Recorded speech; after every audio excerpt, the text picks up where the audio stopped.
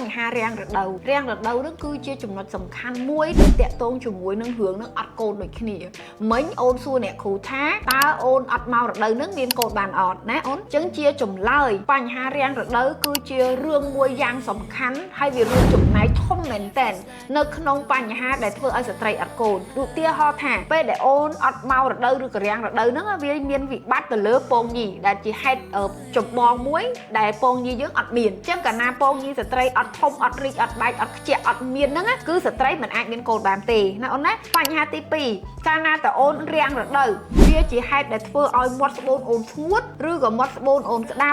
ឬក៏សភាពមាត់ស្បូនហ្នឹងវាត្បៀតអញ្ចឹងក៏ជាហេតុដែលធ្វើឲ្យមានឧបសគ្គដល់ការចូលរបស់មេជីវិតឈ្មោលដែលអ្នកគ្រូបញ្យល់មុនហ្នឹងយល់ណាអូនណាចាបញ្ហាទី3បើសិនជាករណីអូនមិនមករដូវយូរទៅក៏វាមានបញ្ហាទៅលើការស្វិតឬក៏រួមទូចនៃកសោមពងញីឬក៏តួស្បូនរបស់អូនឬក៏ស្រទាប់ស្បូនរបស់អូនស្ដើងដែលជាហេតុធ្វើឲ្យការបង្កកំណើតហ្នឹងវាលំបាកឬក៏អាចធ្វើឲ្យកូនហ្នឹងមិនអាចវិវត្តទៅល្អបានហើយកាលណាកតាអរម៉ូនអូនមានបញ្ហាដែលធ្វើឲ្យអូនអត់មករដូវហ្នឹងក៏វាតាក់ទងជាមួយនឹងការវិវត្តនឹងការលូតលាស់របស់កូនដែរអញ្ចឹងស្ត្រីដែលគាត់មិនមករដូវយូរ